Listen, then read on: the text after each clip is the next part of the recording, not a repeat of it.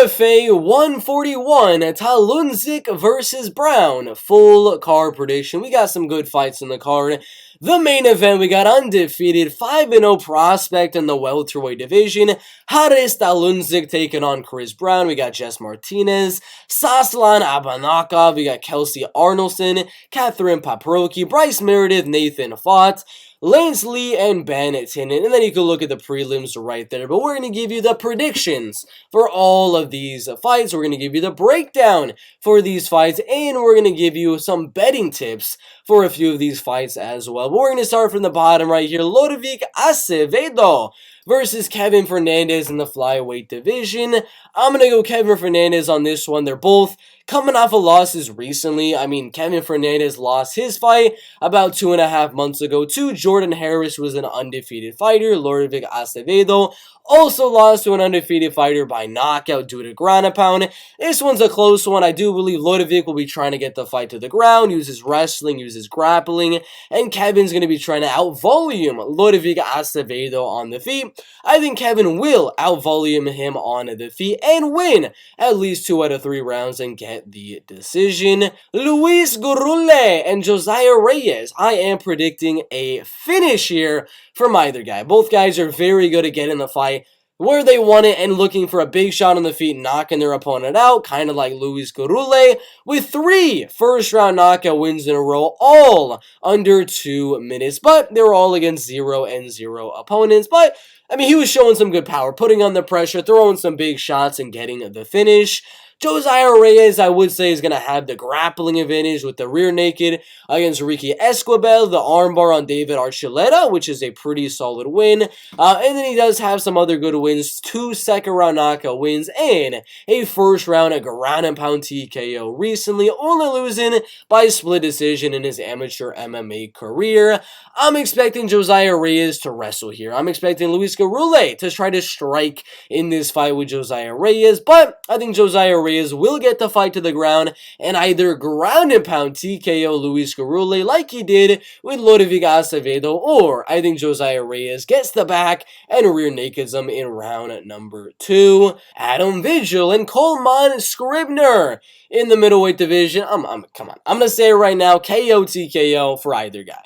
That's literally the gist I have here. Vigil is going to be the bigger guy. He's going to be the more technical guy on the feet.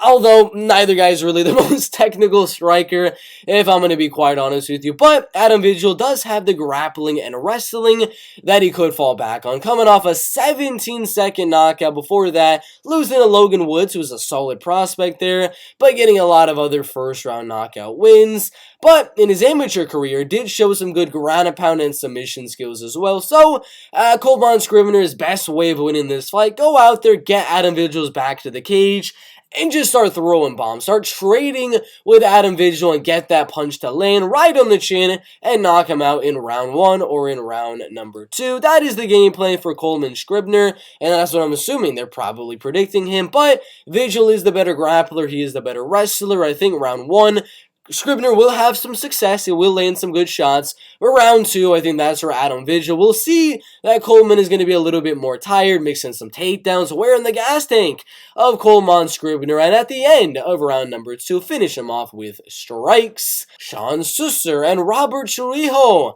in the bantamweight division. It's a good fight. Shawn 3-0. Got some solid grappling. Good guillotines that he's gotten recently against Jeffrey Glossner in round number 1. Did get a few on his amateur MMA career as well. 41 seconds in, very, very fast.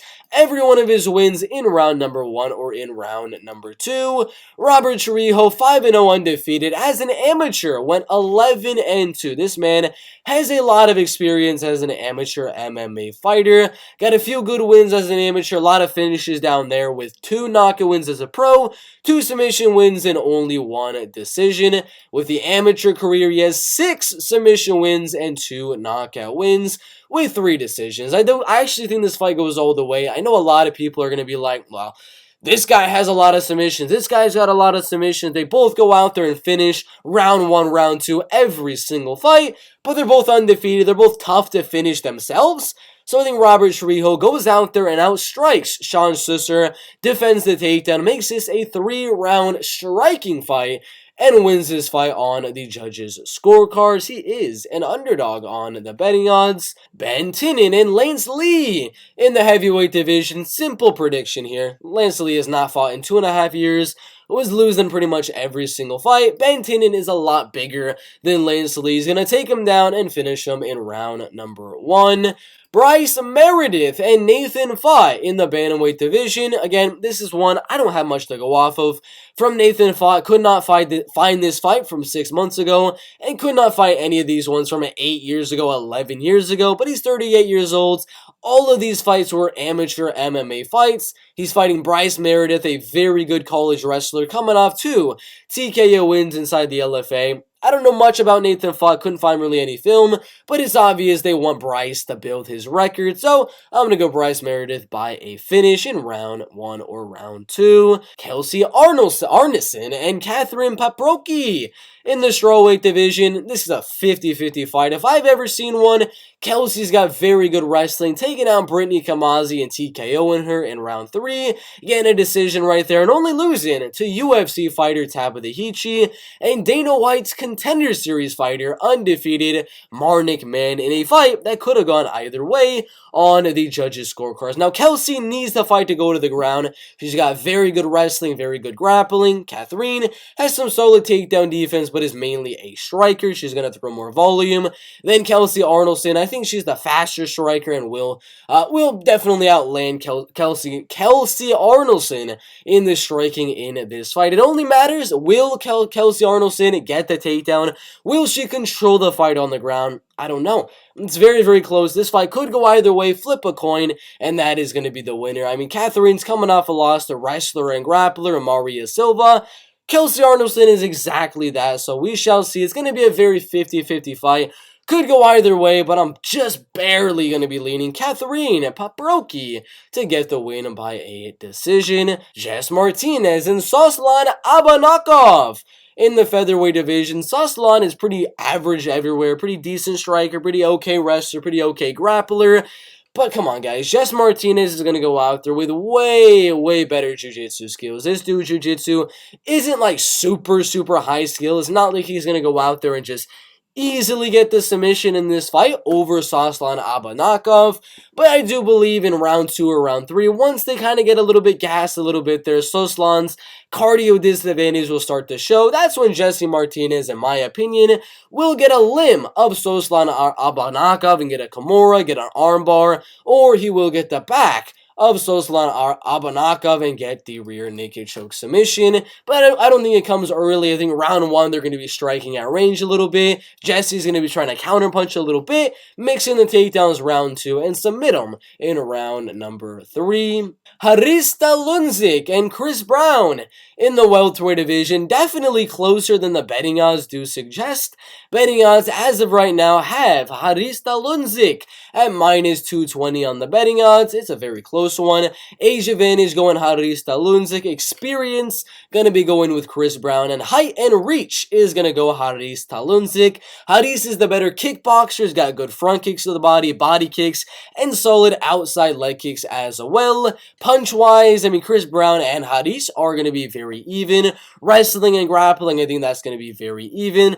The only thing that's really separating this fight, in my opinion, is the kicks. I think punches, Haris is going to be pressing forward, looking at jab, and then come in with that overhand left. Chris Brown just going to be looking to counter with some big shots on the outside. He's going to be countering. Haris is going to be pressuring, and I think while he's pressuring, they'll be landing similar punches, but Talundzic will be mixing in the body kicks and the leg kicks. So I think those kicks are going to be what edges him out the victory here. It's only 3 rounds. If it was 5 rounds, I don't know. My prediction might be a little bit different, but it's only 3 rounds. I think Talundzic wins 2 out of 3 rounds and gets the win on the judges' scorecards. That is the full card prediction. Talundzic, Jess Martinez, Kathryn Paprocki, Bryce Meredith, Ben Tynan, Robert Trujillo, Adam Vigil, Josiah Reyes, and Kevin Fernandez. Confident picks for this fight card. It's going to be interesting. I'm confident on Bryce Meredith. I'm confident on Ben Tynan.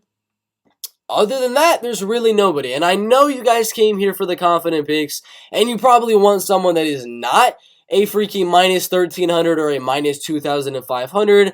But I'm sorry, these other guys are just not good enough to be that much of a confident pick. So those are the only two confident picks. Betting breakdown right here. Kevin Fernandez, do not bet that. That is way too much considering he just lost his last fight mixing in the wrestling and grappling. That was the main reason he lost. Adam Vigil, I think, has some good value now. Josiah Reyes, Luis Gurule. You can do an inside the distance prop on either guy once those prop odds do come out. I do have Robert Trujillo as an underdog pick, so obviously that would be a pretty decent bet. Minus 400 is a little bit too much. Parlay piece for Ben, Tynan, Kathryn, Paprocki. Don't even do anything with this one. It's a 50-50 women's MMA fight. Could go either way. Hadis Talundzic. I got to win him the fight by decision, so if there's a prop decision out there, maybe do that one. And Bryce Meredith decision prop. Sorry, I'm just kidding.